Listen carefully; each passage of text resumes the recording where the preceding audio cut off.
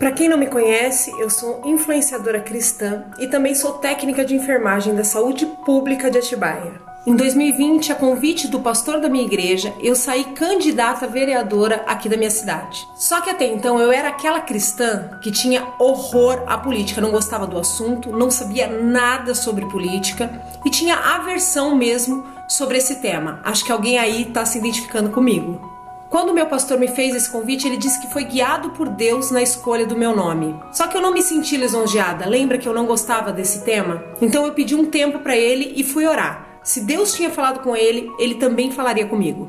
Nesse tempo eu pedi alguns sinais para Deus e vivi algumas experiências sobrenaturais. Deus me deu muitas confirmações. Uma que eu gosto de contar é que chegou no meu WhatsApp um áudio de um número desconhecido. Quando eu dei play no áudio, era uma irmã que tinha passado pela minha igreja há mais de 10 anos atrás. E ela dizia no áudio: Irmã Kelly, eu nem sei se esse ainda é o seu número, faz mais de 5 anos que a gente não se fala. Mas essa noite eu tive um sonho com a irmã e eu preciso contar o sonho. E ela disse: o sonho é assim, assim, assim, e falava sobre política. Então, deixa eu te falar, essa noite eu tive um sonho, menina, com a gente, e daí eu queria te contar. Eu sonhei que eu te ligava e eu não lembro o que era que eu queria. Mas assim, eu te ligava assim na esperança que você fosse me socorrer e me ajudar, sabe? Aí eu te ligava e falava assim: Kelly, eu preciso de uma ajuda, né? Eu tenho um sonho, eu tenho um projeto e tal. E estava relacionado com uma casa de apoio, com alguma coisa assim, que ajudasse pessoas, sabe? Mas a principal confirmação que eu recebi, que me fez aceitar esse desafio, mesmo com toda a ideia errada que eu tinha sobre o assunto, foi quando eu estava orando sobre isso e eu escutei a voz de Deus no meu quarto. Eu não sei se você já teve a oportunidade de ouvir a voz de Deus enquanto você orava, mas é algo tremendo. Geralmente, quando Deus fala com você, Ele fala uma frase que faz você dizer: uau, isso não viria da minha mente. E a frase que eu ouvi foi: sempre foi um desejo do meu coração colocar na direção da nação pessoas cheias do Espírito Santo. E foi exatamente por isso, por ter certeza que eu estava andando na direção de Deus, que quando eu perdi a eleição eu perguntei para o Senhor: o que aconteceu? Será que eu não ouvi a sua voz de verdade?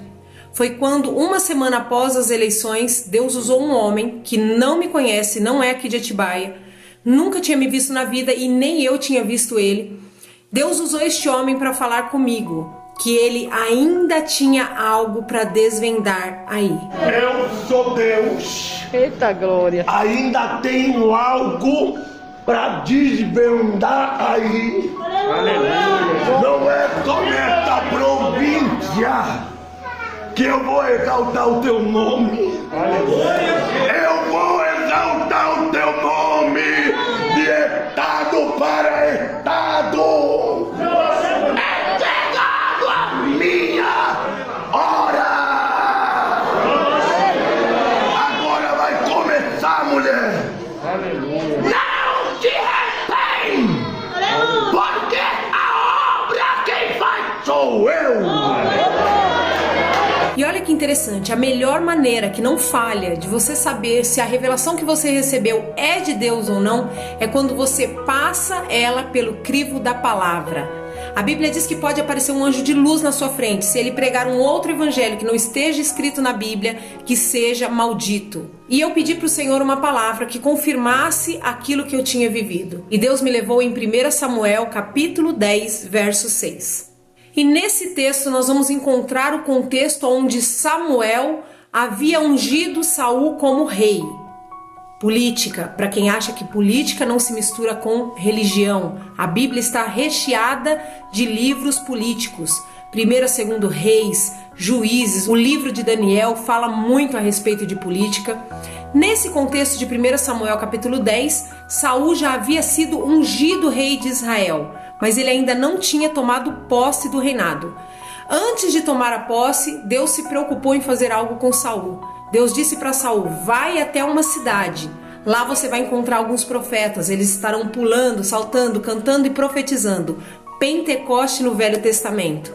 Você vai entrar no meio deles, e aí diz o versículo 6: o Espírito do Senhor se apoderará de ti, e tu profetizarás com eles, e serás transformado em um outro homem. Isso confirma aquilo que eu ouvi no meu quarto de oração. Sempre foi um desejo do meu coração colocar pessoas na direção da nação que fossem cheias do Espírito Santo. Deus se preocupou em encher Saul do Espírito Santo antes que ele tomasse posse do reinado de Israel. Nós sabemos que mesmo assim Saul fez aquilo que era mal aos olhos do Senhor. Imediatamente Deus passa o reinado de Saul e levanta para si Davi, um homem segundo o seu coração.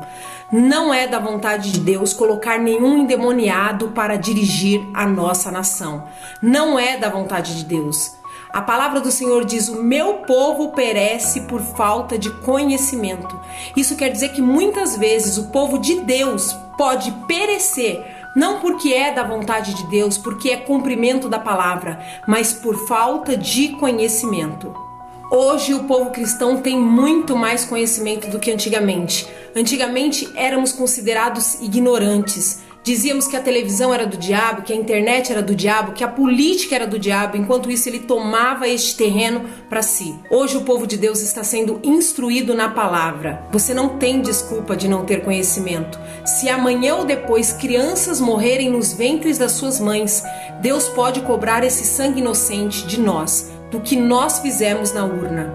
Hoje nós sabemos que não basta eleger o presidente certo. O presidente sozinho não consegue fazer muita coisa. Nós precisamos eleger parlamentares que amam, que creem, que respeitem a palavra de Deus.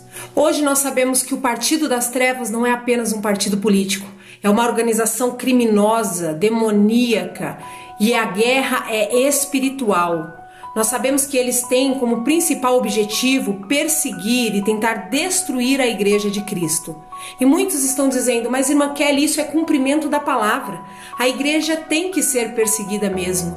Sim, é cumprimento da palavra. Inclusive essa palavra já está sendo cumprida. Em muitos países do mundo, inclusive ao redor do Brasil, cristãos estão sendo mortos hoje, só pelo fato de serem cristãos. Mas o Brasil é o país mais cristão no mundo. Não existe nenhum país no mundo mais rendido a Jesus Cristo do que o Brasil. E eu creio que Deus pode nos livrar dessa perseguição. É muito fácil dizer que nós seremos perseguidos, mas quando entrarem nas nossas igrejas, destruírem os nossos instrumentos, jogarem a mesa da Santa Ceia no chão, pegarem as irmãs do círculo de oração pelos cabelos, levar para fora do culto, ou baterem no seu pastor dentro da igreja, não será fácil assim. A palavra do Senhor diz que esse período terá que ser abreviado, porque se não fosse abreviado, até os escolhidos se perderiam. Enquanto nós tivermos opção, nós cristãos precisamos lutar. Hoje nós sabemos que as leis que são feitas para afrontar a Deus, a família, os valores cristãos, não são feitas pelo presidente. Nós precisamos eleger deputados estaduais, deputados federais, senadores que tenham compromisso com a igreja. E eu tenho para você os nomes desses parlamentares, que não são pessoas que estão se fazendo de crente para ganhar o seu voto. São pessoas nascidas e criadas na nossa igreja. Os mais antigos conhecem desde que nasceu. São pessoas que não precisavam estar se envolvendo nesse tipo de trabalho. É um trabalho difícil, hostil, perigoso. Eles não precisam de dinheiro. A nossa deputada, a irmã Marta Costa, é concursada do Tribunal de Contas do Estado. São filhos dos nossos pastores presidentes. Definitivamente eles não precisavam disso, mas fazem isso pelo mesmo motivo que eu entrei, por um chamado. A minha orientação é para que você vote para a deputada estadual, a nossa irmã Marta Costa, número 55400, e para deputado federal, o nosso pastor Paulo Freire, número 2233. Para senador, a minha orientação é que você vote 222, astronauta Marcos Pontes. O seu primeiro suplente é o nosso professor Alberto de Campinas, pastor da nossa igreja. É tempo da gente mostrar para o mundo que o povo cristão é um povo forte, inteligente e unido pela causa do evangelho.